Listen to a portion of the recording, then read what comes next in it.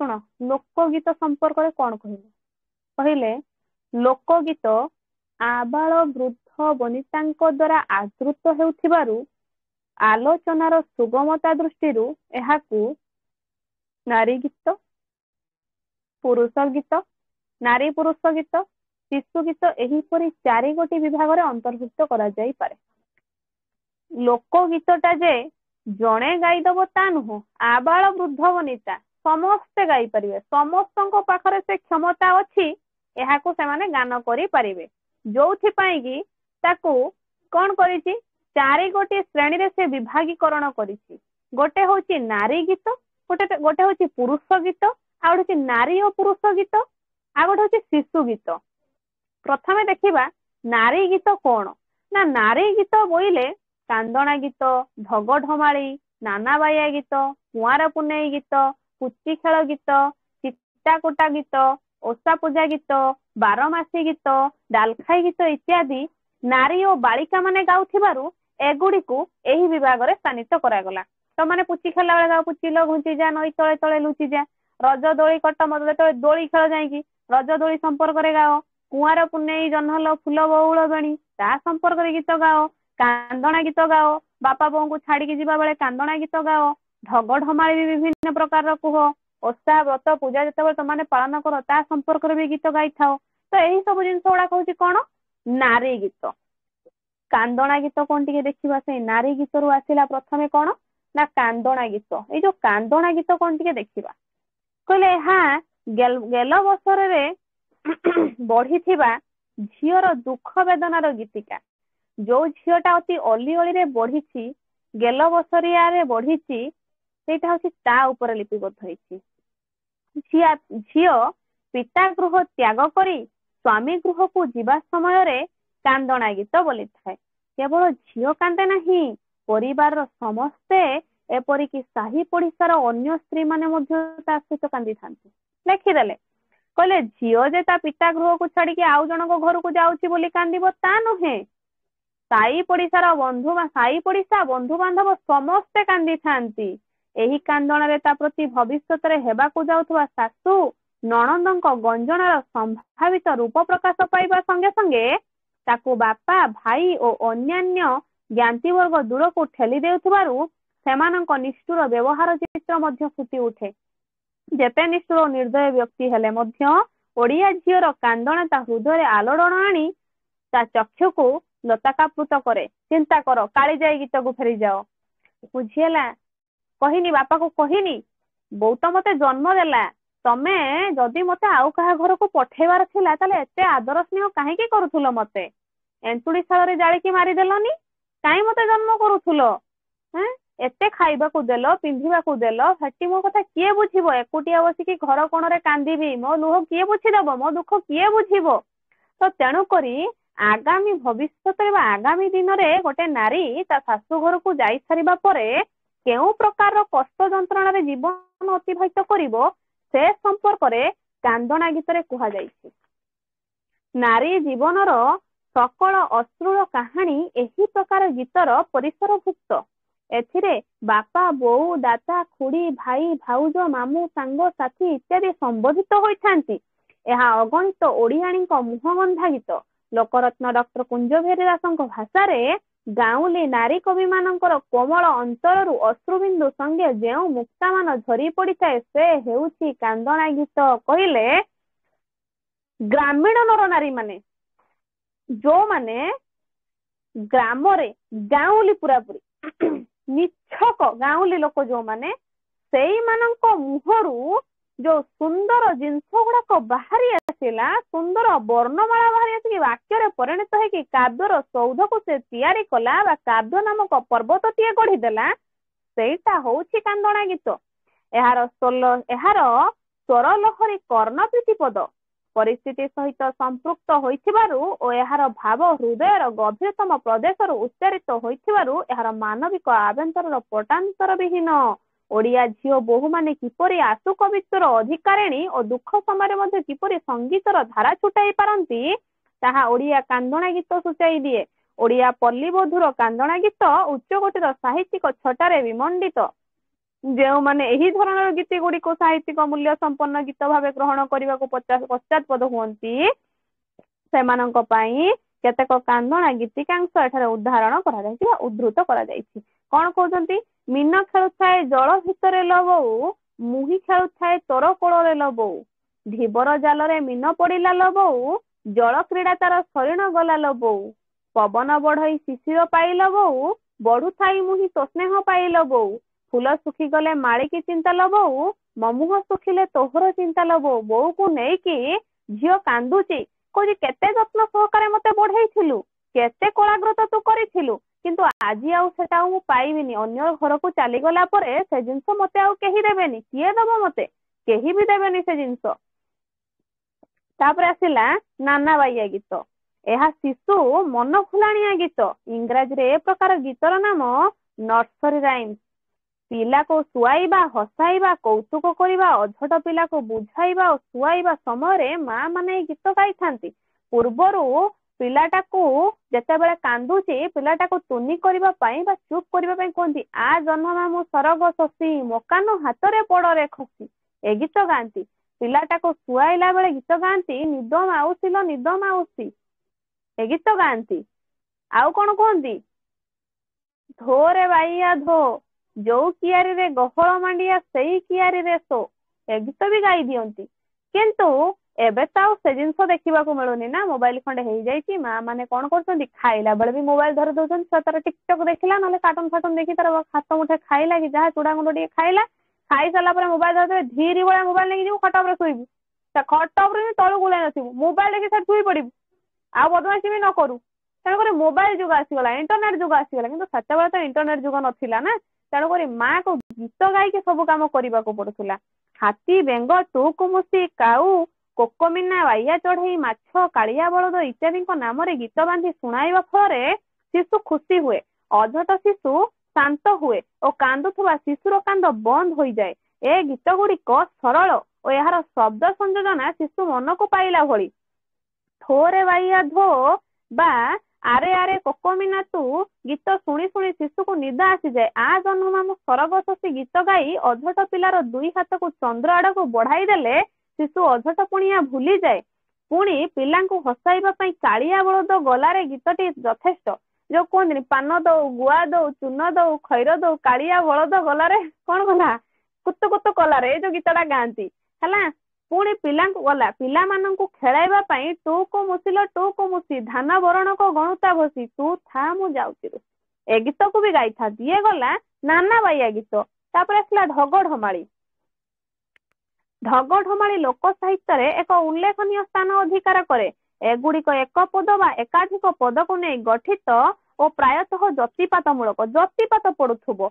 उपर पद सहित तल पादर संबंध रहउथुबो ढग ढमाली गठन नीति समान मात्र ढग कौतुक संपन्न और परिहास संपन्न हेले ढमाली नाम परिचित होता है अनुभूति निराट सत्यता और संस्कार को जन्म लाभ करिथाए ढग ढमाली सहज और सरल भाषा रचित ढग ढमाली प्रधान उपादान होउछि समाज कारण समाज रीति नीति आचार व्यवहार स्वभाव और चरित्र एथिरे फुटी उठी थाए ओडिया नारीर पाटिरे ढग ढमाली बसा बांधी थाए तमे चिंता करो तमे तम अमल को छाड़ी तम बापा माँ अमल को छाड़ी बापा माँ अमल को छाड़ ता बापा माँ अमल को जीव से एते सुंदर ढग ढमाली कहीदे जे जार कि तुम कलना कर तुम तुम जेजे जेजेमा पाखे बस तो केते सुंदर सुंदर सब ढग ढमाली कहीदेवे तम मान भी आसबनी से ढग ढमाली दरकार पड़े से केवल ढग ढमाली कथबार्ता करें को अस्त्र करी से समय समय पुरुष को मध्य चुप करें नारी पाखे से क्षमता भी अच्छी ढग ढमाली कहीदे कि स्वामी चुप कर दो चुप माने चुप बेसी कथा कहीपर जगार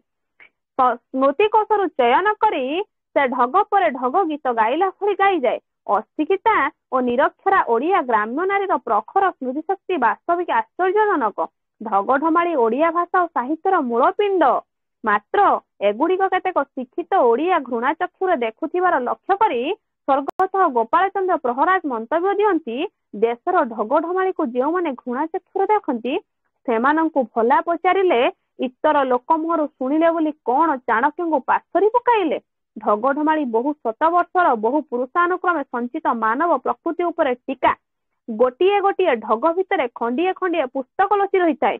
କେତେ ଗଭୀର ଉପଦେଶ ଗମ୍ଭୀରି ମଧ୍ୟରେ ଛପିଥାଏ। ନିହାତି ଗୋଟେ ସାମାନ୍ୟ ଢଗ ଢମାଳି ତା ଭିତରେ କେତେ ଗୁହ୍ୟ ତଥ୍ୟ ଲୁଚିକି ରହିଥିବ ଯୋଉଟା କି ଆମେ ବୁଝିବା ଦରକାର, କିନ୍ତୁ ଆମେ ନ ବୁଝିକି ତାକୁ ଆମେ ପାସ୍ କରି ଦିଅନ୍ତି, ଭୁଲି ଯାଆନ୍ତି। ତେଣୁକରି ଏଇଠି ଗୋପାଳ ଚନ୍ଦ୍ର ବୃହଦାସ ଟିକେ ସୁନ୍ଦର ମନ୍ତବ୍ୟ, ବିରକ୍ତି ଲାଭ ବି କରିଛନ୍ତି, ସୁନ୍ଦର ମନ୍ତବ୍ୟ ବି ପ୍ରଦାନ କରିଛନ୍ତି। ସେଗୁଡିକ ନ ଦେଖି ଢଗ ଗୁଡିକ ହାଡୁ ମଲ୍ଲିକର ବୁଢୀ ମା ଠାରୁ ଶୁଣାଗଲା ବୋଲି ହସରେ ଉଡେଇ ଦେବା କେତେ ଅନ୍ୟାୟ। କହୁଛନ୍ତି କେତେ ଅନ୍ୟାୟ କରୁଛ ତମମାନେ।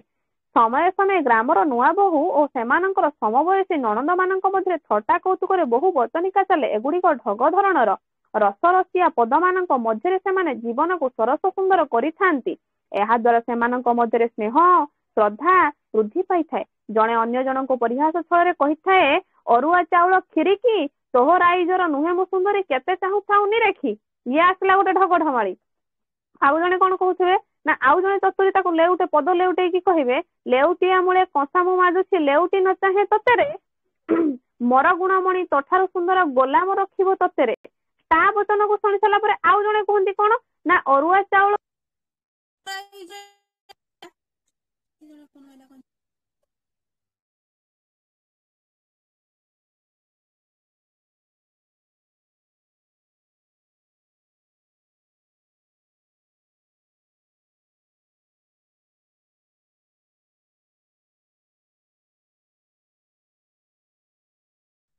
ଆଉ ଜଣେ କଣ କହିଲେ ଶୁଣ, କହିଲେ ଅରୁଆ ଚାଉଳ କ୍ଷୀରିକି ତୋର ରାଇଜର ନୁହଁରେ କାଳିଆ କେତେ ଚାହୁଁଥାଉନି ରେଖି। ତେବେ ପ୍ରତି ଉତ୍ତରରେ କଣ ହବ ନା ଛିଲ ଛିଙ୍କୁଣି ତମୁଣ୍ଡେ ଉଙ୍କୁଣି ତତେ କିଏ ମୋର ଚାହୁଁଛି, ମୋହର ଘରଣୀ ତୋଠାରୁ ସୁନ୍ଦରୀ ଶାଶୁ କୁଳେ ଦିନ ନେଉଛି। ଇଏ ଗଲା। ତାହାପରେ ନା ବଚନିକାଟି ଏଇପରି କୁହାଯାଇଥାଏ।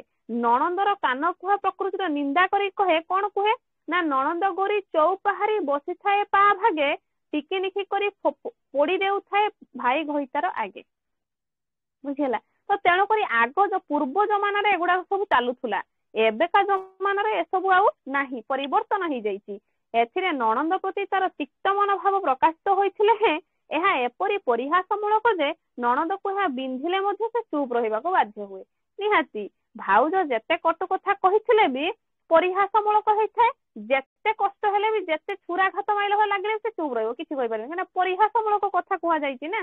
ଲୋକ ମୁଖରେ ସ୍ମରଣାତୀତ କାଳରୁ ପ୍ରଚଳିତ ଏହି ଢଗ ଢମାଳି ହିଁ ପଞ୍ଚଦଶ ଶତାବ୍ଦୀର ମାଟିର ମହାକବି ଶାରଳା ଦାସଙ୍କ ପୁରାଣ ମୁନ ରଚିତ ହୋଇଥିବା ଦାଣ୍ଡିଭୂତର ଉତ୍ସ। ତାପରେ ଆସିଲା କଣ ନା କୁଆଁର ପୁନେଇ ଓ ଜହ୍ନି ଓଷା ଗୀତ। କୁମାରୀ ମାନେ କନ୍ୟା ମାନଙ୍କର ବହୁ କ୍ରୀଡା ସହିତ ସୁନ୍ଦର ସୁନ୍ଦର ଗୀତ ମାନ ସମ୍ପୃକ୍ତ। କୁମାର ପୂର୍ଣ୍ଣିମା ରାତିରେ କଇଁ ଫୁଲିଆ ଜହ୍ନ ଆଲୁଅରେ ଗ୍ରାମ୍ୟ କୁମାରୀଗଣଙ୍କ ଲଳିତ କଣ୍ଠରୁ ଝରି ଆସୁଥିବା ସମୂହ ଗୀତ କୁଆଁର ପୁନେଇ ଜହ୍ନକୁ ଫୁଲ ବଉଳ ବେଣୀ। ଯିଏ ଥରେ ଶୁଣିଛି କଦାପି ଭୁଲି ପାରେ ନାହିଁ। ବୁଝାଉଛନ୍ତି, କହୁଛନ୍ତି କୁଆଁର ପୁନେଇ ଜହ୍ନ, ନିହାତି ନାରୀଟିଏ କୁମାର ପୂର୍ଣ୍ଣିମା କରିଥାଏ। କାହିଁକି କରେ ନା ସୁନ୍ଦର ବର ପାଇବା ପାଇଁ କାଳେ କରିଥାଏ। ମୁଁ ଯାହା ଖାଲି ଜାଣିଛି ଟିକେ ହେଲା। ତ କୁମାର ଅର୍ଥାତ କାର୍ତ୍ତିକେୟଙ୍କୁ ଏହି ଦିନ ପୂଜା କରାଯାଉଥିବାରୁ ଏହାର ଏପରି ନାମକରଣ। କାର୍ତ୍ତିକେୟଙ୍କ ଭଳି ସୁନ୍ଦର ବର ଗୋଟିଏ ଗୋଟିଏ ପାଇବା ପାଇଁ କୁମାରୀ କନ୍ୟାଗଣ ଏହି ବ୍ରତ ପାଳନ କରିଥାନ୍ତି। କୁମାର ପୂର୍ଣ୍ଣିମାର 1 ମାସ ପୂର୍ବରୁ ସେମାନେ ପ୍ରତିଦିନ ସନ୍ଧ୍ୟାରେ ଏକ କାଠ ପିଢାରେ ଗୁଆ ରଖି ଚନ୍ଦନ ସିନ୍ଦୁର ଜହ୍ନି ଫୁଲ ଇତ୍ୟାଦି ଦ୍ୱାରା ପୂଜା କରନ୍ତି। କେତେକ ସ୍ଥାନରେ ଜହ୍ନି ଫୁଲ ସହିତ କାକୁଡି ଫୁଲ ମଧ୍ୟ ବ୍ୟବହୃତ ହୁଏ। ପୂଜା ସମୟରେ ନାରୀ ମାନେ କଣ ଗାଆନ୍ତି ନା ଜହ୍ନି ଜହ୍ନି ଆଞ୍ଜୁଳି ନୀତି ପକାଏ 3 ଆଞ୍ଜୁଳି, ଦୋଳିରେ ଯାଏ ଦୋଳିରେ ଆସେ ପଟା ପିଠା ଖଣ୍ଡ ମାଡି ବସେ, ମୋ ବୋହୂ ମକୋଡରେ ବସେ, ନାତୁଣୀ ବୋହୂ ରାନ୍ଧି ପରସେ, ହାଣ୍ଡି ପୋଛା ଭାତ ଦିଏ, ହାଣ୍ଡି ପୋଛା ତିଅଣ ଦିଏ, ଗୋବର କୁଡିଆ ଆଣ୍ଠୁକୁ, ଦହି ନେଇଗଲା ଗଣ୍ଠିକୁ, କଖାରୁ ପତର ଶୁକୁଟା ପାଟ ମହାଦେଇ କହି ଯାଇଛି, ଝିଅ ନାଁ ଦେବୁ ମୁକୁତା, ଜହ୍ନି ଫୁଲ ଠୋଠା, କାକୁଡି ଫୁଲ ଠୋଠା, ଗୁଣ୍ଡୁଚି ମୂଷା କହି ଯାଇଛି ଚାଉଳ ମୁଠେ ରଖିଥା। କୁମାର ପୂର୍ଣ୍ଣିମାର ଦିନ ଏହି ବ୍ରତ ସମାପ୍ତ ହୁଏ। ହେଲା, ଏଗୁଡା ହଉଛି କୁମାର ପୂର୍ଣ୍ଣିମା ଗୀତ। ତାପରେ ଆସିଲା ରଜ ଦୋଳି ଗୀତ। ସମସ୍ତେ ଜାଣିଛ ରଜ ପର୍ବରେ ଦୋଳି ଖେଳନ୍ତି। କଣ ଗାଆନ୍ତି ନା ରଜ ଦୋଳି କଟମଟ, ମୋ ଭାଇ ମୁଣ୍ଡରେ ସୁନା ମୁକୁଟ ଲୋ ଦିଶୁଥାଇ ଝଟମଟ। ଇଏ ହଉଛି ରଜ ଦୋଳି ଗୀତ। ପୁଚି ଗୀତ କଣ ନା ପୁଚି ଖେଳିଲା ବେଳେ ଗାଅ ତମମାନେ ଗୀତ। ଏଇ ଯୋଉ କ୍ରୀଡା ଦ୍ଵାରା ଯୌବନ ପୂର୍ବରୁ କନ୍ୟାର ଜନନେନ୍ଦ୍ରିୟ ନିରୋଗ ଓ ସୁଦୃଢ ହୁଏ, ଜଙ୍ଘ ଓ କଟିର ମାଂସପେଶୀ ମଧ୍ୟ ସବଳ ହୁଏ ଯେତେବେଳେ ପୁଚି ଖେଳନ୍ତି ନାରୀ ମାନେ। ହେଲା, ଏକଥା ସମ୍ପର୍କରେ କୁହାଯାଇଛି। ପୁଚିଲ ଯା ଯା ଯା ଘୁଞ୍ଚିଲ ଗହୀର ବିଲରେ ମହିଷି କିମ୍ବା କଳା ବାଇଗଣ ଧଳା ବାଇଗଣ କାଟିଦେଲି ଗଉଣିଏ ମୋ ସାଙ୍ଗ ଯେ ପୁଚି ଖେଳିବ ମାରିଦେବି କହୁଣିଏ ତେଣିକି ଯା ତେଣିକି ନଗଲେ ଗୋଇଠା ଖା। ଏ ସବୁ କଣ ନା ପୁଚି ଗୀତ। ବୁଝିହେଲା? ବୁଝିପାରୁଛ ନା ବୁଝିପାରୁନ? ଆଉ ଆସିଲା ଅନ୍ୟାନ୍ୟ ଗୀତ ଆସିଲା। ଚିତା କୁଟାଇବା ସମୟରେ କେଳୁଣୀ ମାନେ ଚିତା କୁଟାଉଥିବା ଲୋକର କଷ୍ଟ ଲାଘବ କରିବା ପାଇଁ ମଧୁର ତଥା ପ୍ରେମପୂର୍ଣ୍ଣ ଗୀତ ମାନ ଗାନ କରିଥାନ୍ତି। ଯେତେବେଳେ ଚିତା କୁଟାନ୍ତି ହେଲା ସେ ସମୟରେ କଷ୍ଟ ହୁଏ ନା, ତେଣୁକରି ସେ କଷ୍ଟକୁ ଟିକେ ଲାଘବ କରିବା ପାଇଁ ବିଭିନ୍ନ ପ୍ରକାର ପ୍ରେମ ରୂପକ ଗୀତ ଗାଇଥାନ୍ତି। ଇଏ ଗଲା କାହା ସମ୍ପର୍କରେ ନା ନାରୀ ମାନଙ୍କ ଗୀତ ସମ୍ପର୍କରେ ଗଲା। ପୁରୁଷ ଗୀତ ଆସିଲା। ପୁରୁଷଙ୍କର କଣ ନା କୃଷକ ଗୀତ, ନାଉରୀ ଗୀତ, ଗୋପାଳଙ୍କ ଲଉଡି ଖେଳ ଗୀତ, କୈବର୍ତ୍ତଙ୍କ ଚୈତି ଘୋଡା ନାଚ ଗୀତ, ଦଣ୍ଡ ନାଚ ଗୀତ, ପଦ୍ମତୁଳା ଗୀତ, ଚକୁଳିଆ ପଣ୍ଡା ଗୀତ, ରଥ ଗୀତ, ଯୋଗୀ ଗୀତ ଇତ୍ୟାଦିକୁ ଏ ବିଭାଗରେ ଅନ୍ତର୍ଭୁକ୍ତ କରାଯାଇପାରେ। ତାହେଲେ ପୁରୁଷ ଗୀତରେ ବୁଝିପାରୁଛ କଣ କଣ ରହିଲାଣି? କହୁଛନ୍ତି ପ୍ରଥମେ ଆସିଲା କୃଷକ ଗୀତ। ଓଡିଆ କୃଷକ ତଥା ଶଗଡ ଚାଳକ ମାନେ ସାଧାରଣତଃ ପଲ୍ଲୀ ବାସିନ୍ଦା। ନିହାତି କୃଷକ କର୍ମର ଶଗଡ ଚାଳନାରେ ବ୍ୟସ୍ତ ଥିଲା ବେଳେ ସେମାନେ କ୍ଳାନ୍ତି ଜନିତ ଆଳସ୍ୟକୁ ଦୂର କରିବା ପାଇଁ ପ୍ରଥମ କ୍ଲାସରୁ ମୁଁ କହିଛି ନିଜର କଷ୍ଟକୁ ଲାଘବ କରିବା ପାଇଁ ନିଜ କଷ୍ଟରୁ ଟିକେ ଦୂରେଇ ରହିବା ପାଇଁ ତାଙ୍କ ମୁହଁରୁ କିଛିଟା ପଦ ଫାନ୍· ଦେଇକି ସେମାନେ ଗୀତ ଗାଆନ୍ତି। ଏହି ଗୀତରେ ସେମାନଙ୍କ ଜୀବନର ସୁଖ ଦୁଃଖ ବିଭିନ୍ନ ଅନୁଭୂତି ପ୍ରକଟ ହେଇଥାଏ। କଷ୍ଟ ଯେ ଅଛି ବୋଲି ଗୀତ ଗାଇବେ ତା ନୁହଁ, ସୁଖ ଦୁଃଖ ସବୁକୁ ନେଇକି ତାଙ୍କର ଗୀତଟା ପ୍ରକଟ ହେଇଥାଏ। ଅର୍ଥାତ୍ ପ୍ରାୟ ଏହି ଧରଣର ଅଧିକାଂଶ ଲୋକଗୀତ ସରଳ ଓଡିଆ କୃଷକର ଜୀବନକୁ ଉପଜୀବ୍ୟ କରିଛି।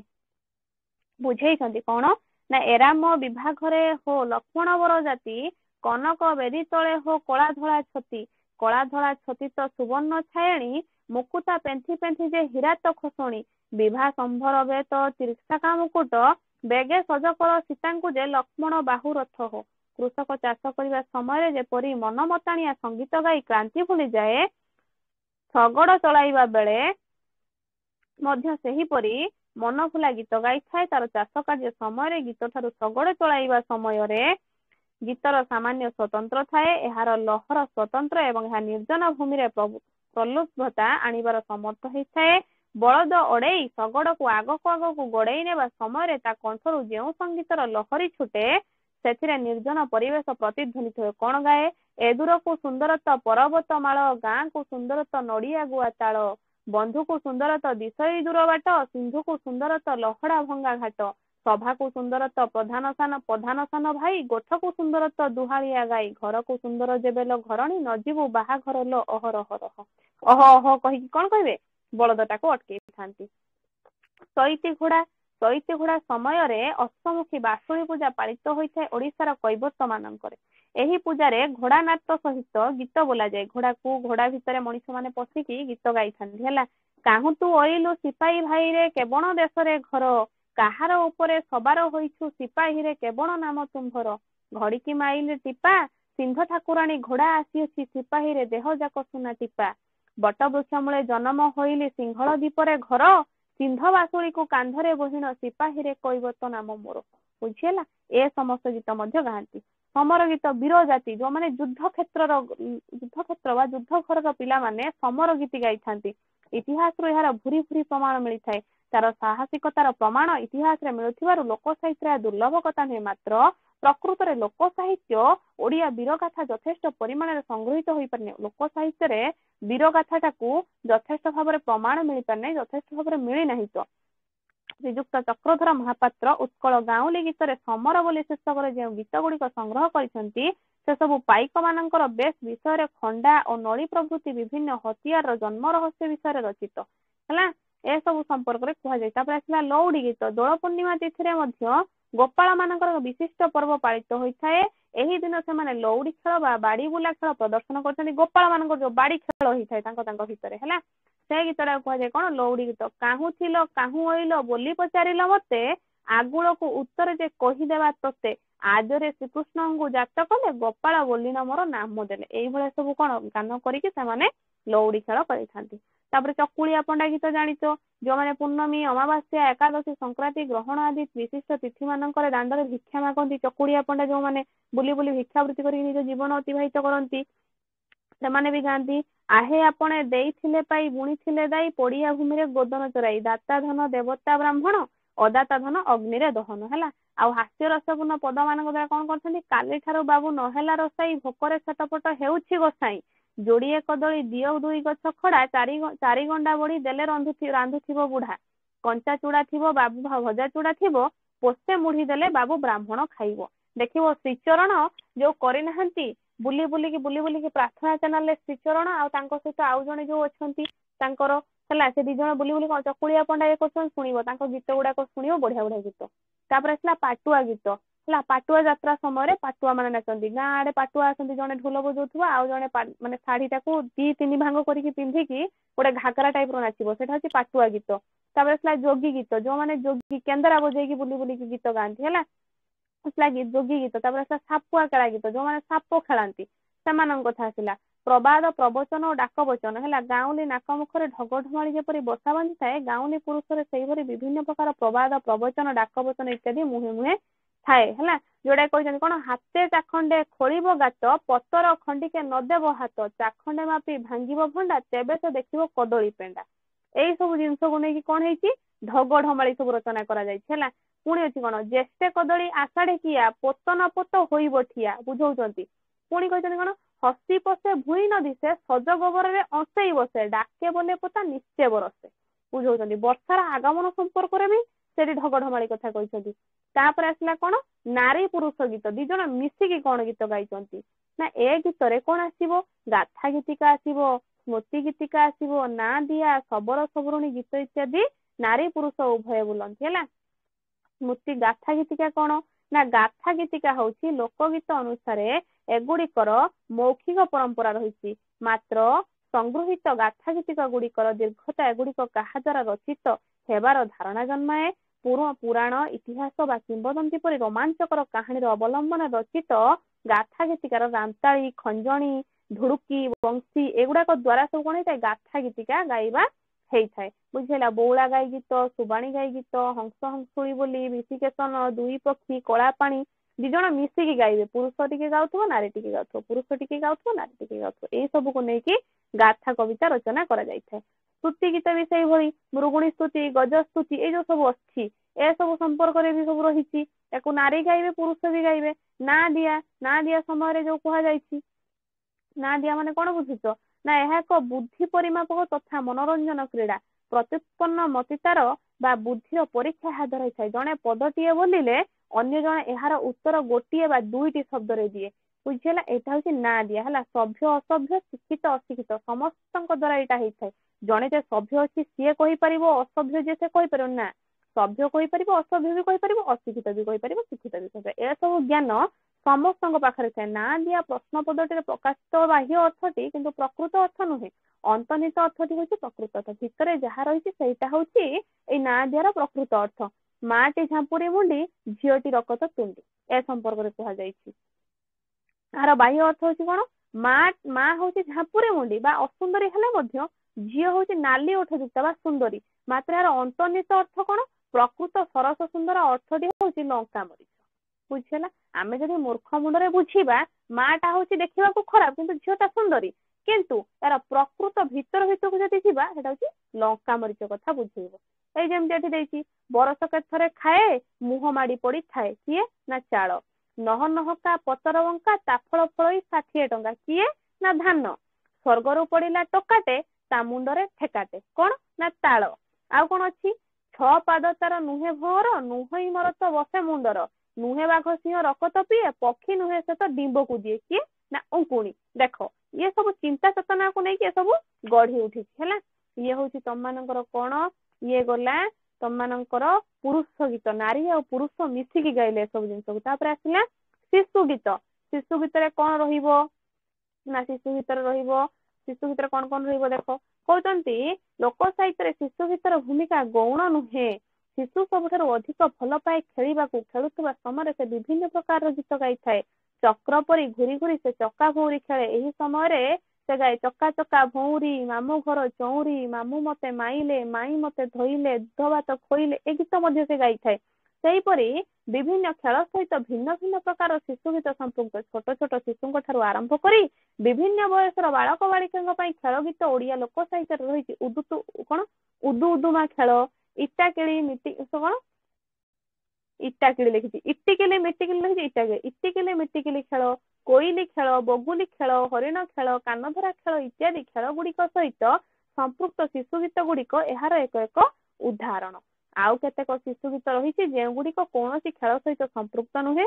ମୋ ପେଁକାଳି ବଜେଇନେ, ହାତୀ ନେ ଘୋଡା ନେ, ମୋ ପେଁକାଳି ବଜେଇ ଦେ, ମେଘ ବରସିଲା ଟୁପୁରୁ ଟୁପୁରୁ, କେଶୁରେ ମାଇଲା ଗଜା, ସେ ଗୀତ ରହିଛି। ଶଙ୍ଖ ଚିଲ ଭାଇ, ଏକତରା ମଣିଷ ମରା ଇତ୍ୟାଦି ଗୀତ ଗୁଡିକ ଏହି ଧରଣର। ଏଣୁ ଓଡିଆ ଲୋକ ସାହିତ୍ୟରେ ଶିଶୁ ଗୀତ କଣ କହୁଛି ନା ଅପ୍ରତୁଳ ନୁହେଁ। ଶିଶୁ ଗୀତ ଆଜି ପର୍ଯ୍ୟନ୍ତ ମଧ୍ୟ ବଞ୍ଚି ରହିଛି, କିନ୍ତୁ ଓଡିଆ ସାହିତ୍ୟରେ ବଞ୍ଚି ରହିଛି, ଆଉ ମଣିଷ ମାନଙ୍କ ମନରେ ବଞ୍ଚି ରହିନି, ଓଡିଆ ସାହିତ୍ୟରେ ବଞ୍ଚି ରହିଛି ଏ ଜିନିଷ।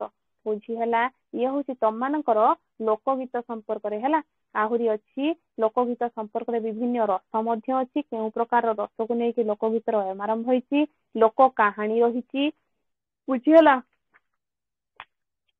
ଏସବୁ ପଢି ସାରିବା ପରେ ଯାଇକି ଯିବ କୋଉଠିକି ଅଭିଲେଖ ସାହିତ୍ୟ। ବୁଝିହେଲା? ନେକ୍ସଟ କ୍ଲାସ ଆମେ ପଢିବା କଣ ଲୋକଗୀତର ବିଭିନ୍ନ ରସ ହେଲା। ବୁଝିପାରିଲ ନା ବୁଝିପାରିଲ ନା କୁହ? ଆଜ୍ଞା ମ୍ୟାଡାମ।